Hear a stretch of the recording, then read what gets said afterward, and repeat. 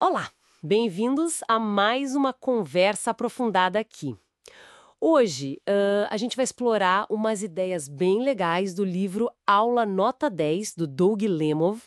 É um livro que foca muito na prática, sabe? Em ferramentas concretas para professores usarem no dia a dia. Exato.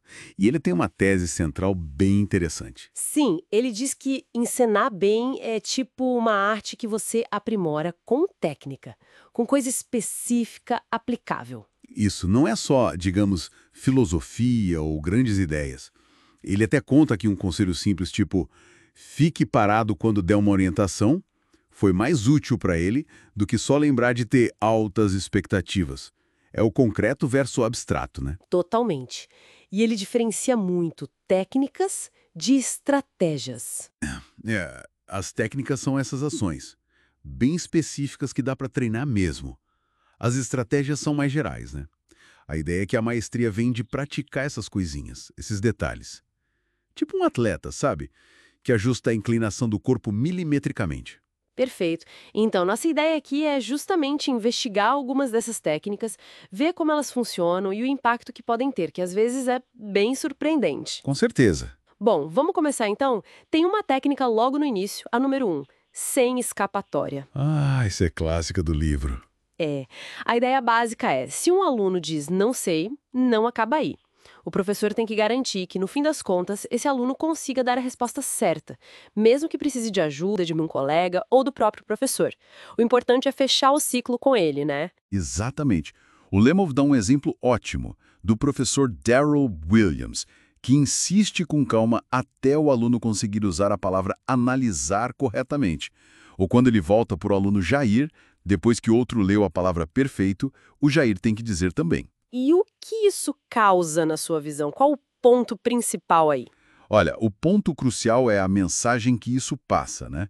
Que a responsabilidade de aprender é do aluno, sim, mas que ele não está sozinho e que o professor espera que ele consiga. Todos são capazes. Não é para colocar o aluno numa saia justa, é para garantir que ele aprenda e participe. Ninguém escapa da chance de aprender. Cria uma cultura de expectativa alta para todo mundo. Entendi, faz todo sentido. E essa busca pela resposta completa e correta me leva para outra técnica, a número 2. Certo é certo. Sim, que complementa a primeira, de certa forma. Pois é. Aqui a ideia é não aceitar respostas que estão quase certas ou no caminho certo. É preciso insistir na precisão. Exato. Aquele exemplo de Romeu e Julieta é ótimo. Aceitar que eles não se davam bem como resposta final. Bom, isso simplifica demais, né? Esconde a profundidade do conflito, a raiz histórica. A precisão aqui é chave para entender a tragédia de verdade. Verdade. Ou aquele outro exemplo, né? Pedir a definição de palavra composta e o aluno dá um exemplo. O professor não deve aceitar, porque a pergunta foi outra. Isso. Não é ser chato ou pedante. É construir um padrão de rigor, de precisão intelectual na sala. Usar o vocabulário certo, como ele fala sobre volume. Tem que ser a definição técnica, né? Para evitar confusão e garantir que o conhecimento seja sólido. Cria uma linguagem comum ali. Falando em rigor e em coisas que parecem pequenas, mas têm um impacto gigante, as rotinas. Essa parte do livro eu achei, nossa, muito interessante. As rotinas são um capítulo à parte, realmente. Tem o exemplo do professor McCurry, que mediu e otimizou o tempo de distribuir papéis na sala. Conseguiu fazer isso em 20 segundos. 20 segundos. Parece irrelevante, né? Pois é, mas aí ele calculou. Ao longo do ano letivo, essa economia de tempo virou 63 horas a mais de instrução. 63 horas. É um número que impressiona muito. Claro que sempre tem a crítica, né? Ah, mas isso é tratar aluno como robô. Sim, ele menciona isso. Mas o argumento do Lemov é forte. Primeiro, o ganho de tempo para aprender de verdade é enorme. Segundo, quando a rotina é automática e internalizada, ela libera a cabeça, sabe? Libera espaço cognitivo, tanto para os alunos quanto para o professor. Ninguém precisa ficar pensando no passo a passo de pegar uma folha. Dá para focar no que importa. O conteúdo, a interação, e passa uma mensagem de eficiência, de que cada detalhe conta. Entendi. Libera a mente. E isso conecta com outra coisa importante que ele fala: o planejamento. A técnica 6, comece pelo fim. Ah, sim. planejar de trás para frente. Isso. Começar pensando no que o aluno tem que saber ou ser capaz de fazer no final da aula. E como você vai saber se ele chegou lá. É um planejamento bem mais profundo do que só listar os tópicos, né? A professora Jamie Brilliant, que ele cita, planeja até as perguntas que vai fazer e as possíveis respostas erradas dos alunos. Uau, isso é muito detalhado. Mas olha que interessante. Esse planejamento super detalhado não serve para engessar a aula. Pelo contrário, como o professor já pensou em tudo isso antes, na hora da aula ele está livre. Livre para quê? Para observar os alunos, para perceber quem está entendendo, quem está com dificuldade, para ter aquele radar ligado, como a professora Julie Jackson. Ele pode agir na hora e não só seguir um roteiro. Fica mais presente, entende? Nossa, faz muito sentido.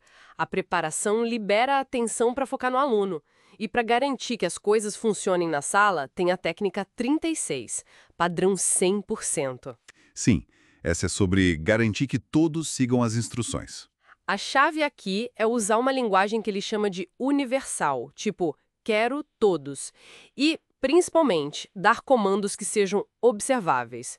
O famoso o que fazer. Isso é fundamental. Em vez de dizer algo vago como prestem atenção, que é difícil de medir, o professor diz lápis na mesa, olhos em mim. É concreto, dá para ver na hora quem fez e quem não fez. E qual a vantagem disso, além da obediência? A grande vantagem é poder diferenciar. Se um aluno não fez o que foi pedido, o professor consegue sacar mais fácil. Foi porque ele não entendeu ou não sabe como fazer. Ou foi porque ele escolheu não fazer, desafiando a instrução. Essa clareza muda tudo, permite que o professor responda de forma mais justa e eficaz. Se o problema é entendimento, ele ensina de novo, ajuda. Se é desafio, aí sim cabe uma consequência comportamental. Fica mais claro para todo mundo. Entendi.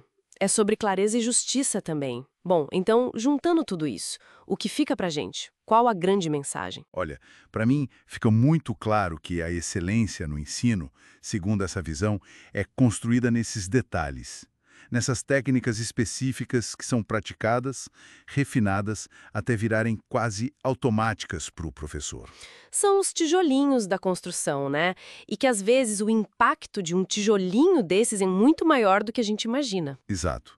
E os resultados que o Lemov apresenta das Uncommon Schools, onde ele trabalhou, são impressionantes. Alunos de comunidades de baixa renda superando consistentemente as médias do Estado. Isso sugere que focar nessas técnicas eficazes pode mesmo fazer a diferença, pode ser um fator de equidade. Mostra que esses professores nota 10 não nasceram com um dom especial. Eles dominaram os fundamentos da arte deles, sabe? O detalhe da execução. Uma visão bem pragmática e, pelos resultados, eficaz. Sim. E isso me deixa pensando, sabe, se a gente pode acelerar a maestria numa coisa tão complexa e humana como ensinar, focando quase que obsessivamente nessas microtécnicas, nessa prática deliberada dos detalhes, será que a gente não poderia aplicar uma lógica parecida em outras áreas da nossa vida? No nosso próprio aprendizado, no desenvolvimento profissional? Será que às vezes a gente não foca demais nas grandes estratégias, nas grandes teorias, e esquece de praticar os fundamentos, os detalhes que realmente fazem a diferença na hora H? Fica aí a reflexão.